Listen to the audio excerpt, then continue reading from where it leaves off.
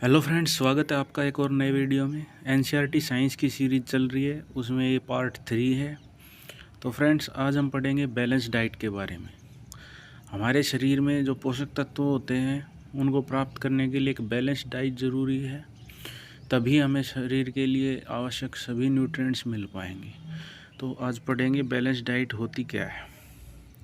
A diet that contains all the nutrients needed by our body in right amount along with an adequate amount of roughage and water। तो balance diet क्या होती है? वो diet जिसके अंदर सभी पोषक तत्व उचित मात्रा में प्राप्त हों, एक राइट अमाउंट में होने चाहिए, और उसके साथ साथ रफेज भी होना चाहिए और वाटर भी होना चाहिए। तो जो भी डाइट हम ले रहे हैं, जो भी भोजन खा रहे हैं हम, उसके अंदर सभी पोषक तत्व मौजूद होने चाहिए। रफेज भी होना चाहिए।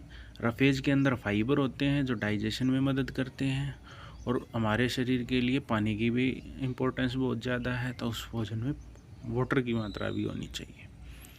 नेक्स्ट है हमारा a balanced diet that depends on the age of a person and occupation of a person. तो बैलेंस डाइट किस किस पे डिपेंड करती है? पर्सन की एज पे और पर्सन की ऑक्यूपेशन पे भी। तो एज ऑफ ए पर्सन, जैसे बच्चे हैं, एडल्ट हैं, टीनेज हैं, ओवर एज हो गए हैं, उन सभी के लिए अलग अलग प्रकार की डाइट होती है, तो उस पर काफ़ी डिपेंड करती है। ऐसे ही ऑक्यूपेशन पे कोई भी इंसान, कोई भी व्यक्ति किस प्रकार का काम कर रहा है, उसके हिसाब से भी हमें डाइट को बैलेंस रखना पड़ता है। नेक्स्ट है retaining the nutritional value of the food. Only selecting the right food is not enough. सिर्फ सही फूड का चयन ही काफ़ी नहीं है कि भैया ये फूड चाहिए, इसको खा लो और सब कुछ मिल जाएगा, ऐसा नहीं है। The food should be cooked in a proper way so that its nutrients are not lost. जब उस भोजन को पकाया जाता है तो एक सही तरीके से पकाया जाना चाहिए, ताकि उसके अंदर जो न्यूट्रिएंट्स हैं, जो पोषक तत्व हैं जो हमारे शरीर के लिए ज़रूरी है, वो ख़त्म ना हो जाए। इस तरीके से पकाना चाहिए। कई बार क्या होता है, ज़्यादा पका दें तो वो सारे पोषक तत्व निकल जाते हैं भोजन से। अब कुछ पॉइंट्स दिए गए हैं जिनका हमें ध्यान रखना चाहिए। फर्स्ट है always wash fruits and vegetable before cutting them.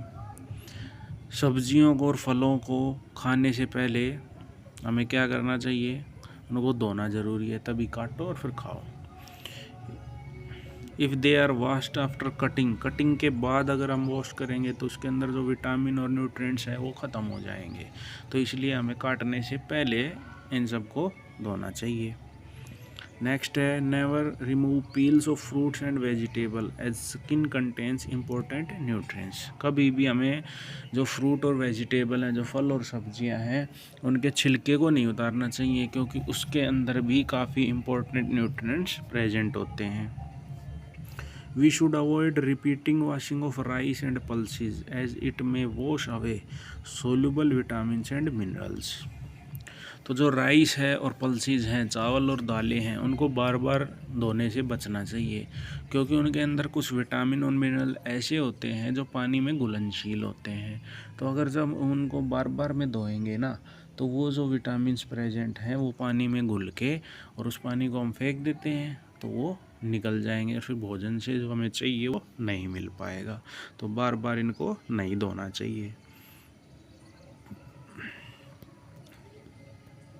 Cooking और heating destroys vitamin C, so we should use vitamin rich fruits and vegetables like salad. तो जो विटामिन सी है ना, वो कुकिंग करने से, मतलब भोजन को पकाने से, गर्म करने से नष्ट हो जाता है। इसलिए उसको प्राप्त करने के लिए हमें क्या करना चाहिए? विटामिन सी से भरपूर फ्रूट्स खाने चाहिए और वेजिटेबल्स खाने चाहिए। सलाद के रूप में हम उनको यूज़ कर सकते हैं। नेक्स्ट है we should throw water in which the seeds are soaked. तो जब भिगो देते हैं ना हम बीजों को, तो उस पानी को हमें फेंक देना चाहिए, उसका यूज़ नहीं करना चाहिए। नेक्स्ट है फ्रेंड्स डेफिशिएंसी डाइसीज। तो जो बीमारियां हो जाती हैं हमें विटामिन की कमी से, उसके बारे में पढ़ेंगे। The disease which arise due to lack of nutrients. तो जो हमें आवश्यक न्यूट्रिएंट्स की बात की, अगर भोजन में उनकी कमी हो जाएगी तो हमें कुछ बीमारियां हो जाएंगी। In our diet over a long period of time are called deficiency disease.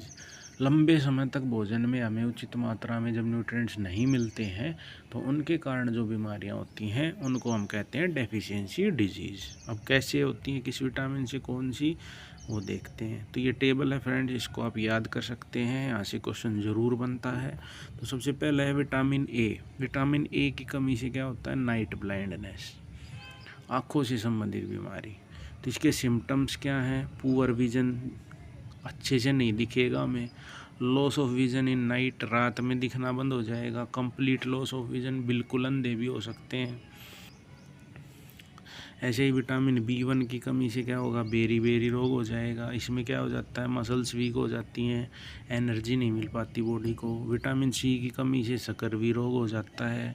इसमें क्या सिम्टम्स हैं, गम्स से खून आना शुरू हो जाएगा, दांत टूटना शुरू हो जाएंगे, और जो घाव हो जाते हैं हमारे शरीर में उनको हील करने में काफ़ी लंबा समय लगेगा अगर विटामिन C की कमी है तो। नेक्स्ट है विटामिन D।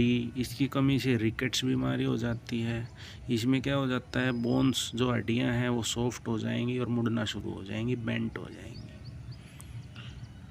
अब कुछ डिजीज़ हैं जो मिनरल्स की कमी से होती हैं। तो आयरन की कमी से एनीमिया हो जाती है, कैल्शियम की कमी से बोन एंड टूथ डिके हो जाता है, हड्डियाँ और दांत टूटना शुरू हो जाते हैं। आयोडीन की कमी से गोइटर घेंगा रोग हो जाता है, गले की जो ग्लैंड है वो सूजना शुरू हो जाती है। प्रोटीन्स एंड फैट की कमी से क्वेस्कर रोग हो जाता है। प्रोटीन एंड कार्बोहाइड्रेट की कमी से मैरासम्स रोग हो जाता है। तो ये दोनों टेबल काफ़ी इंपॉर्टेंट हैं, यहाँ से एक क्वेश्चन ज़रूर बनता है जिनको आप याद कर सकते हैं। और फ्रेंड्स, ये था हमारा चैप्टर 2। नेक्स्ट पार्ट में हम चैप्टर 3 में पढ़ेंगे fibre to fat. Thank you friends.